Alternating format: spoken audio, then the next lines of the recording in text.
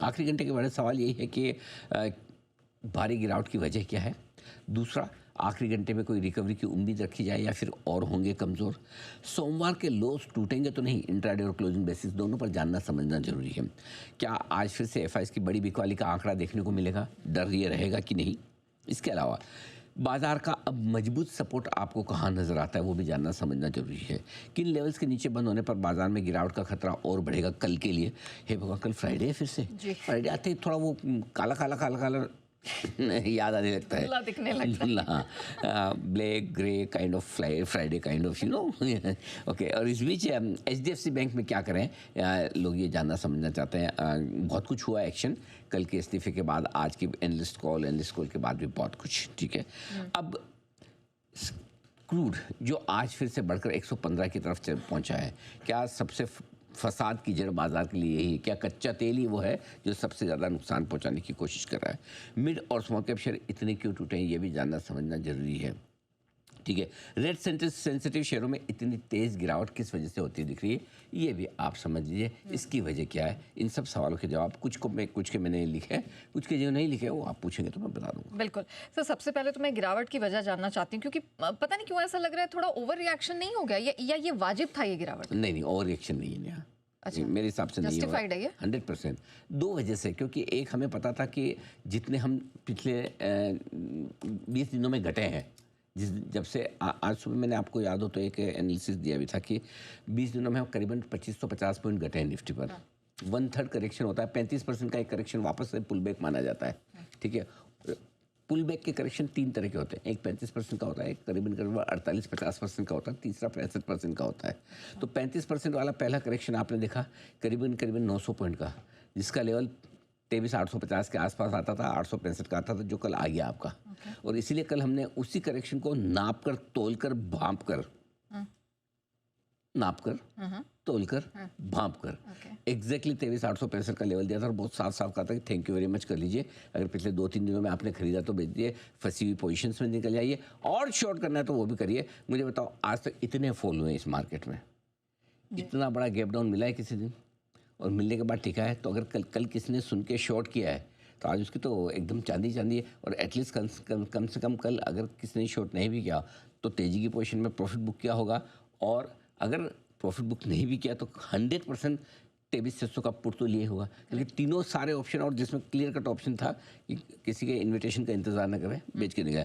So I think ये वजह है वापस वहाँ से नीचे आए। हाँ, अब एक ही दिन में नीचे आ जाएंगे या रुक रुक कर धीरे आएंगे, वो तो न आपको पता है न मुझे पता है। तो बस वही है। सो तेज़ गिरावट इसी वजह से होती हुई दिखी है बाजार में कि एक रिकवरी मिलनी थी 1/3 जितने फॉल की, वो मिली, वापस आए। अब देखते नया जो भी लेवल आएगा आपके सामने रखा जाएगा। अब हम आखिरी सपोर्ट रेंज की तरफ बढ़ भी रहे हैं, उसका भी पूरा का पूरा एक्शन दिखाएंगे आपको। बिल्कुल।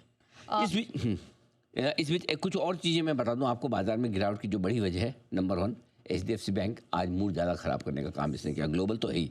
दूसरा, कच्चा तेल आपका $115 के आसपास।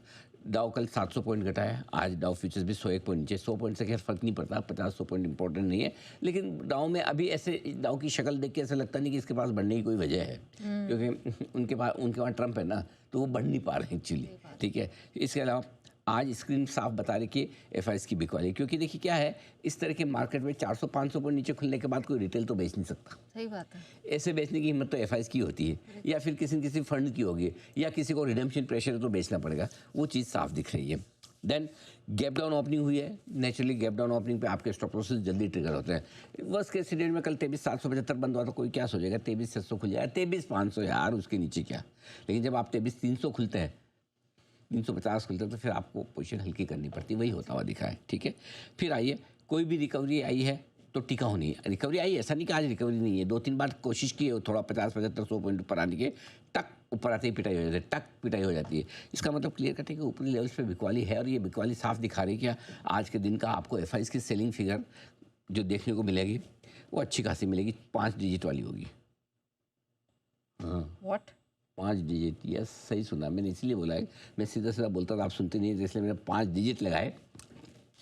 नेट बिकवाली आप 10,000 करोड़ प्लस की मान के चलिए। और दूसरा ये कि आज बेचने में उन सब लोगों का भी हाथ है जिन्होंने 2-3 दिन में खरीदा है। नेचुरली हर आदमी अपना अपना एक रिस्क मैनेजमेंट रखता है, किसी ने बेचा होगा, किसी ने कई लोगों को लगा होगा कि अच्छी मजबूत क्लोजिंग कल मिल रही है, लेके जाना चाहिए। जिन्होंने ऐसा सोचा उन्होंने गलत नहीं सोचा। हाँ, हमने अलर्ट किया वो एक अलग बात है। सो आई थिंक हमारे दर्शक तो एग्जिट कर चुके थे, बट अब किसी न किसी की तो लॉन्ग पोजीशन होती है, ये वाली चीज़ है। ऑलराइट, लेकिन आइए इससे पहले कि हम नेक्स्ट इंपॉर्टेंट लेवल्स पर फोकस करें, जो सबसे सुपर इंपॉर्टेंट लेवल था 23,865 का। हमने आपको इस तरह की उठापटक में सही एंट्री लेवल भी बताया, लेकिन उससे भी ज़्यादा इंपॉर्टेंट है कि आप सही समय पर जो प्रॉफिट हैं उसे बुक करके घर ले जा पाएँ, और जी बिजनेस ने यही काम किया है। 23,865 ये प्रमाण है, वो लेवल है कि जब आप लीडर को फॉलो करते हैं और सही गाइडेंस के साथ चलते हैं तो किसी भी तरह का मार्केट हो आपको नुकसान नहीं होता है। आज का हाई मिला लीजिए 23,860 का है, 5 पॉइंट दूर। My job is done. मेरे हिसाब से जिसको डर लगता है, जिसका गला सूखता है, जिसको पिछले 3-4-5 दिन में तेजी की पोजीशन में ऐसा लगा है मैं तो फंस गया, ये क्या कर दिया, मैंने क्यों लिया, उनको डर लगता है तो उनको ये हल्का होना चाहिए।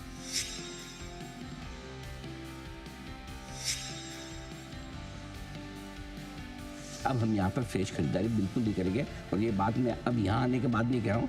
जब 23,500 था तब भी कह रहा था, 23,350 था तब भी कह रहा था, कल 23,650 था तब भी कह रहा था। 835 865 हमारे टारगेट आ रहे। आगे टारगेट आने के बाद लालच नहीं। प्रॉफिट बुक कर लीजिए। नीचे में खरीदा तो फंसी हुई पोजिशन इस लेवल के आसपास की है तो भी हल्की कर लीजिए। हम यहाँ नहीं खरीदेंगे। जब खरीदने का टाइम था सबको डर था, हमने बहुत जोर से स्ट्रांगली बोला खरीदना चाहिए। अब यहाँ पर सबको कॉन्फिडेंस आ रहा है, हम कहेंगे प्रॉफिट बुक करेंगे। ओके सर, ये लेवल तो हो गया, इसने अपनी इंपॉर्टेंस भी की, अपना रोल भी प्ले कर लिया। अब कौन सा इंपॉर्टेंट लेवल है? अब लेवल्स में देखिए ऐसा है कि 22,950 23,150 सबसे इंपॉर्टेंट लेवल है। 22,950 है वो लेवल 16 मार्च का जो लोएस्ट लेवल था, और 23,150 15 मार्च की जो क्लोजिंग मिली थी। इस 200 पॉइंट की रेंज को आखिरी सपोर्ट मान के चलिए। सपोर्ट रेंज में एंट्री करने की कोशिश कर रहा है, और नेहा जी मैं आपको बता दूं इस रेंज में हम थोड़ा खरीदने का प्रयास करेंगे ट्रेडिंग के लिहाज से। थोड़ा खरीदने का प्रयास करेंगे। आज सुबह भी मैंने खरीदने की रेंज यही दी थी, इसके ऊपर की नहीं दी। मैंने बोला भी था 23,300 23,350 के आसपास खुलेगा हम नहीं लेंगे। 23,150 के आसपास खुलेगा तो सोचेंगे। करेक्ट, मैंने बड़ा गैप मिलेगा तो खरीदेंगे, कम गैप मिलेगा तो नहीं खरीदेंगे। आज देखिए गैप ज़्यादा नहीं मिला, आ गया ना घूम फिर के यहाँ पर 23,150। हम यहाँ पर थोड़ा सा पहला एंट्री पॉइंट अगर बिल्कुल थोड़ा सा करना है 23,150 पहला एंट्री पॉइंट है।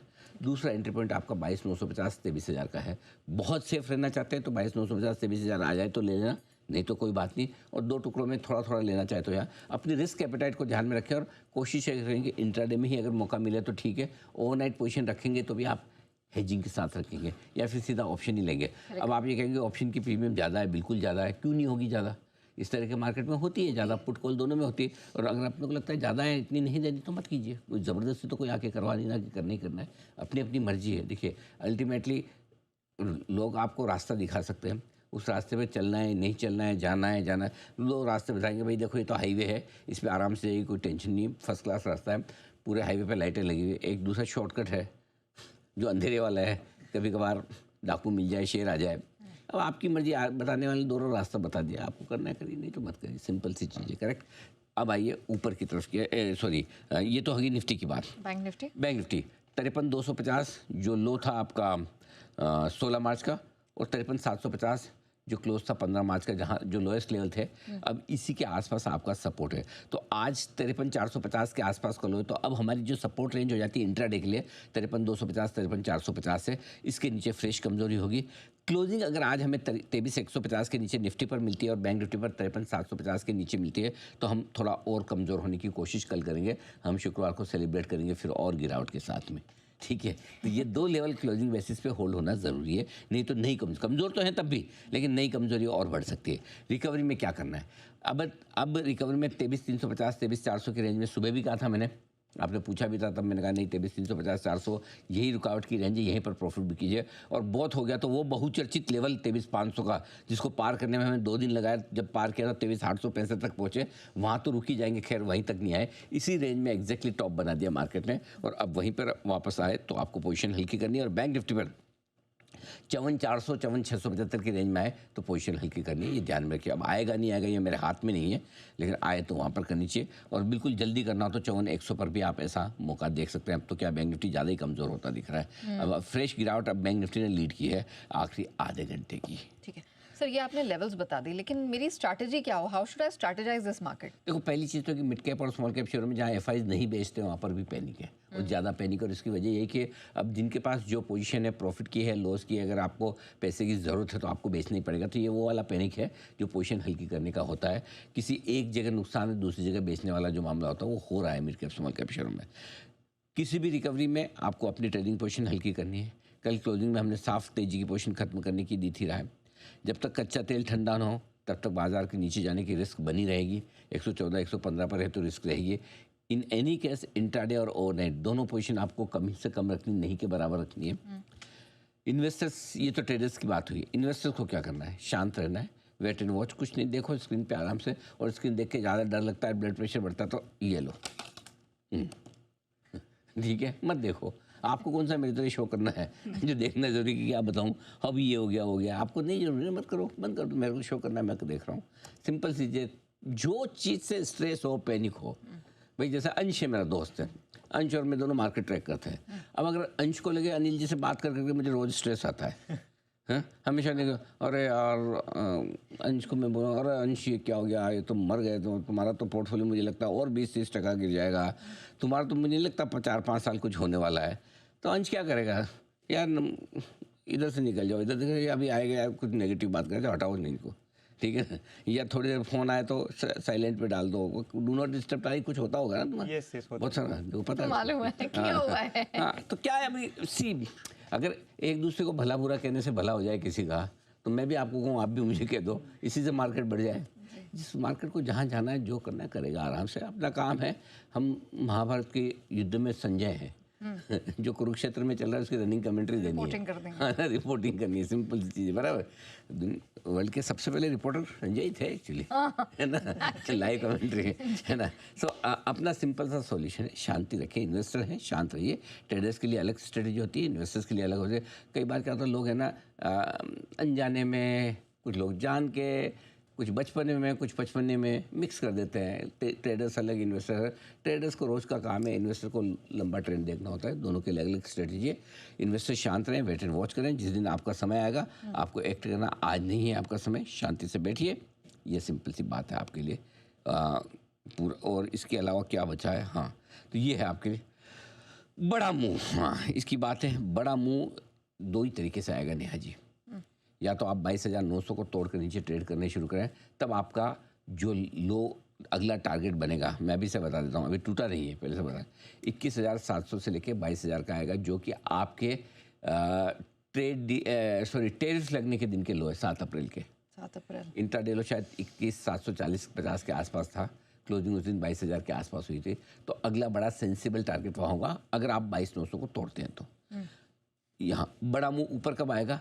जब आप 23,900 को तोड़ते हो तो 22,900 23,900, ठीक, 1000 पॉइंट ऊपर। आपके लिए क्या है, ताकि याद रहे आराम से कि आप बार बार पूछे, सर आपने बोला था ना 22,900, आपने बोला 23,900, 23,900 क्यों? क्योंकि कल का हाई था 23,865, तो 23,865 के ऊपर बंद हो गया, नया मुंह आएगा। फिर हम वो बहुचीती याद आए तो 24,500 है, हाँ सॉरी 24,300, 24,300, हाँ जिसलिए, हाँ जो 3 बार निफ्टी ने नॉक किया, नहीं तोड़ा, फिर तोड़ा तो अच्छे से तोड़ा, प्यार से तोड़ा, मजबूती से तोड़ा, अच्छा खासा तोड़ा, 1,500 पॉइंट गिरा वहाँ से, तो तब 24,300 आपके लिए माउंट एवरेस्ट हो जाएगा।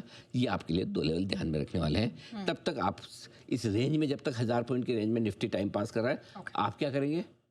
सेम टाइम पास जो निफ्टी कर रहा है वही हमें करना है। 23,900 नीचे खराब, 22,900 नीचे खराब, 23,900 के ऊपर अच्छा, 1000 पॉइंट की रेंज में टाइम पास करने के लिए स्टॉक और सेक्टर स्पेसिफिक एक्शन इंट्राडे वाला करें। अगर करना ही है कि घर से कसम खा के निकले, आया हूँ तो कुछ करके जाऊँगा, तो एक आध छोटा मोटा ट्रेड कर लिया, वापस ख़त्म करके जो आया गया ख़त्म, वापस गए, कल की कल देखेंगे।